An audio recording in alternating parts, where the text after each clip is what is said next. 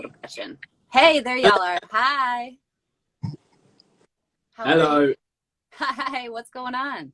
We're good, thanks. We were in, then we were kicked out, then we're back in again. I know. But now we're here. How are you? How are you doing this morning? Everything's great. We're, gremlins aside, I think life is good. So we can't wait to hear more about your new music. And I see a lot of your fans jumping on. So let's get right into it. How are you all doing on the half re-entry, half whatever's happening? How you feeling? We're good. I guess, we're excited to have new music out. Obviously, it's been a pretty strange couple of years for everybody. But we've been, really fortunate to be able to just make music in that time, and do some of what we love, which is, a lot more than a lot of people. And yeah, it's great. It's nice to it's nice to be back on GMA, even though we're not there as much as we'd love to be. Right. But over here in the UK, there have been some shows, like we played a couple of gigs last week. And it's just really surreal seeing that, obviously everywhere in the world, and I'm sure everywhere around the States, is it kind of slightly different places in terms of re-entering versions of normality again. So it's kind of interesting navigating that. But it's been we just feel very lucky to be putting tunes out again. Well, we feel lucky to be with you. And I think the so applicable because your new album deals so much with technology, the good, the bad, the super ugly. I mean, I'm grateful for it this morning because I get a chance to at least speak with you, but tell me more about the impetus, why that was the subject that you had to make so prevalent in these songs in this album. Well, I think we kind of decided to make this album about kind of imagining versions of the future and about, I guess, almost like time traveling between lots of different stories. And that was before the pandemic started. And then obviously we all lived through a kind of year and a half via our phones and our devices and our laptops. And I guess we were thinking about like positive and negative forms of escapism and how, like putting a VR headset on, it's not real, but it feels real for the time that you're in it. Yeah, definitely. I think, like just as a culture, like just everyone around the world has fallen quite deeply into technology. And in particular over the last couple of years, people have been locked up inside, and it was kind of just like the main way of communication and escapism, really. And it just felt really fitting kind of for us, like a lot of those themes kind of like it like run through the whole album. And so kind of the way that we're sort of releasing the music is kind of via this kind of huge company that we've invented called Future Inc. Mm-hmm. And I know you, Kyle, you were that was kind of your Future Inc. was kind of your idea for Distorted Light Beam, right? What? I'll tell you what's so strange, but like a few people have said that during interviews, and as much as I would love to take credit for that, it really wasn't. Take it, run with it. Yeah. Kyle, just take it and say, yes, yeah, that was me, and I'm brilliant. Yeah. It was all me. But I think, like you said, with technology, it's such a huge, expansive topic, and we've seen so many examples of how it can be amazingly unifying and galvanizing, and it can be wonderful communities. Can form, people can have voices, but it can be corrupted as well. It's just like it's what sort of humanity does. I think with the album, we wanted to make. Ultimately, it's quite a fun, kind of uplifting record.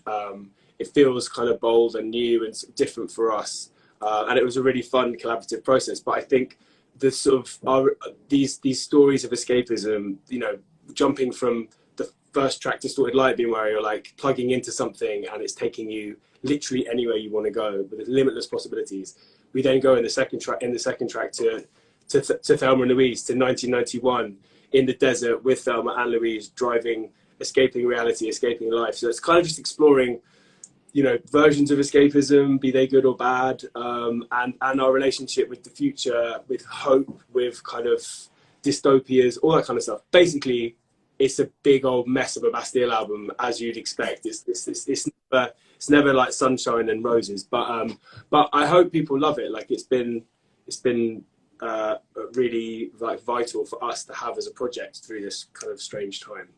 Well, it seems people are ready for it. In the comments, I see a lot of, give us a date. When is it going to be released?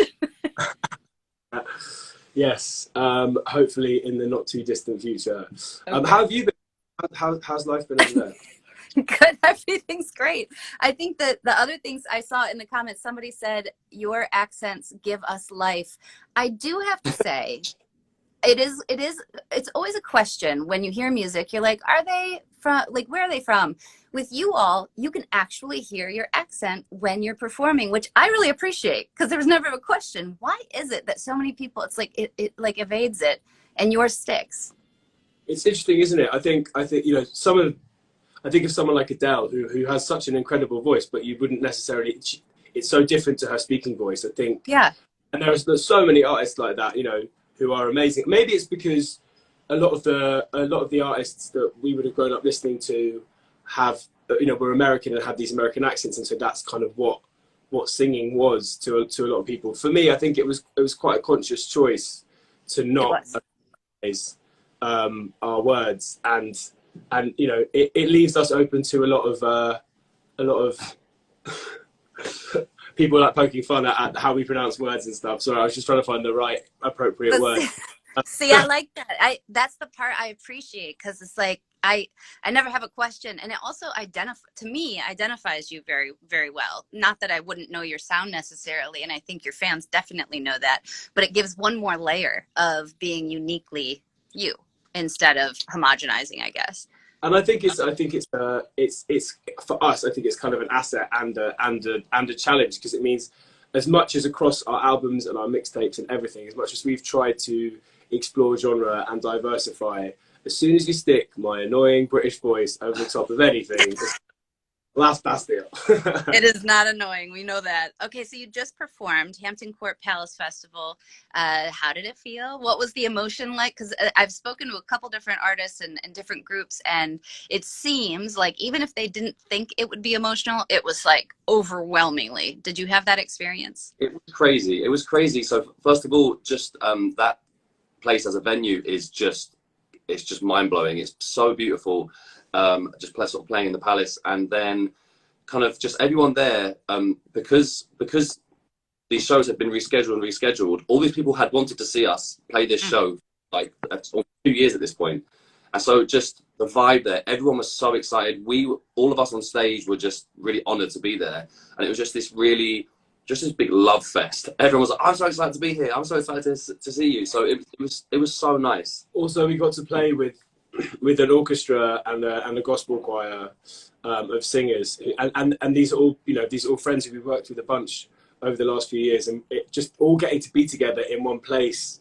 Like, don't get me wrong, we've all had PCR tests up our noses every last month, but it was really amazing. Like exactly what Kyle said, and I think we've also sort of forgotten what it's like to have, you know, 5,000 people in a space, full stop, but also 5,000 people in a space who all have this kind of shared love of this one thing. So yeah, it was wicked. It was really good. Have you been to any shows yet?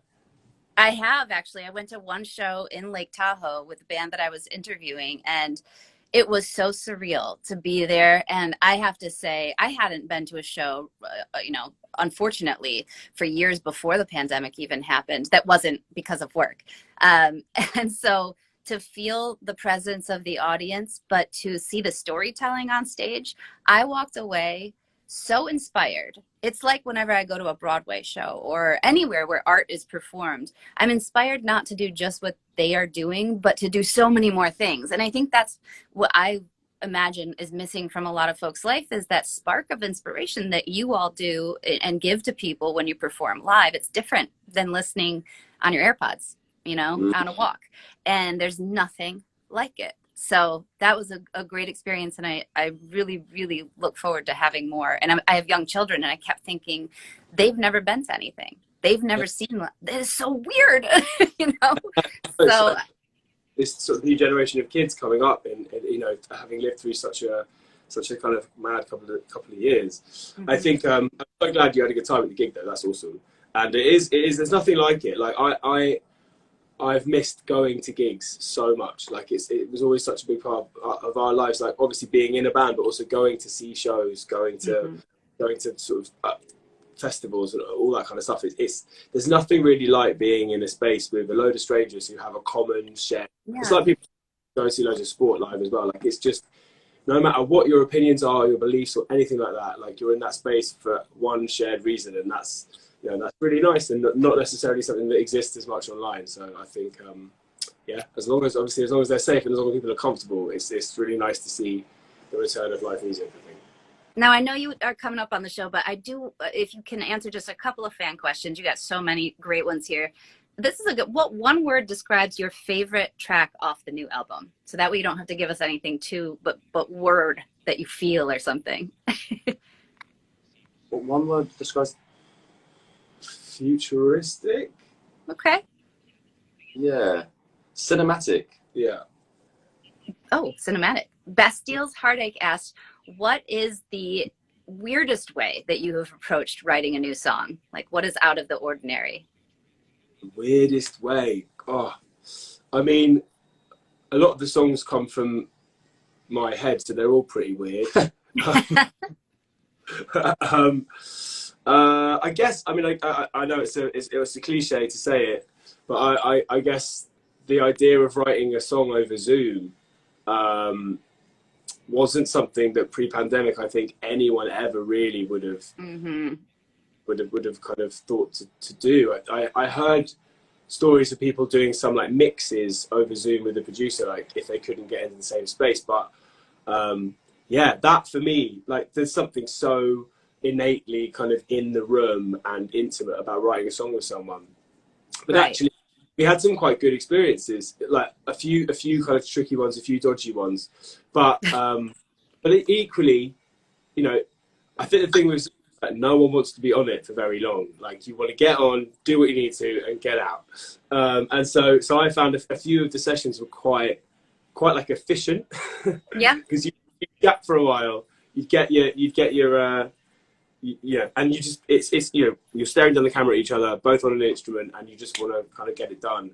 And that sounds really unemotional, but I like a bunch of songs. There's probably, you know, 4 or 5 songs on this album that came out of Zoom sessions that I love, and you know, the idea kind of started there, and then we take them off and work on them and finish them and all that kind of stuff. So maybe that. I mean, I genuinely think two years ago, if you'd said to me I would have written half an album with people over Zoom, I would have not. And there's a lot that's happened over the last couple of years that I wouldn't have believed if you'd said 2 years ago. So yeah. So Ashraf wanted to know, because of Thelma and Louise, are there more songs related to the film in the upcoming album? There aren't any more songs related to that film, but there are some very unsubtle, heavy film nods in other songs. We know that between Ryan and other folks you have collaborated, you'd said it's a very collaborative album. If you could collaborate with anyone else in future, who would it be? From Rachel. So many people. There's too many. Yeah, I mean, name a couple. We're like massive Frank Ocean fans. Like Subtract, the producer, like obviously like Beyonce and her whole team, they're amazing. I'm just naming some really massive people, but I think yeah, why not? I went on Instagram and saw a bunch of big people, and that's there in my head. Yeah. But there's a new young artist in the UK called Griff who's brilliant. Would love to collaborate with her. And I don't know, Travis Barker. Who knows? There's just there's so many amazing artists out there, and I think the sort of the last couple of years allowed people to kind of make connections online and make connections that they may not have been able to make before because there wasn't the time and all of that. That people didn't have the headspace for it, and so I think it's kind of opened up the world of collaborative possibilities, like really, really wide. Yeah. See, that's not unromantic. That's futuristic. That's exactly what it's meant to be. Okay, so let's do one final one, and I can't find the question again, but it was a good one because I feel like, Kyle, they want to know how it feels to be the coolest guy in the entire world because of your guitar. Yeah, that was a joke that got way out of hand, and now I somehow yeah, it felt pretty good for those 20 seconds being possibly the coolest guy on the planet because of the guitar, purely because of the guitar. That's the only reason. And when it comes off, that's like the cape coming off. I'm just a normal average guy without it. But yeah, great, and I'm looking forward to putting it on again, feeling the power. It was I think what the rest of us have to work on is every time he puts it on, us not all being in hysterics, because that's just gonna be a real set for many reasons. Dan, Kyle, thank you so much. We cannot look forward to the new album more than what I think the folks here are, because most of the questions were pretty pleased with the cherry on top. Tell us when. So I know they're ready. They're going to see more of you on GMA. We can't thank you enough for getting up and doing this with us. Hey, next time we'll do this in person, all right? Yes, love to. So great to see you again. Thanks so much for having us. You too. Take care, guys. Take care. Bye.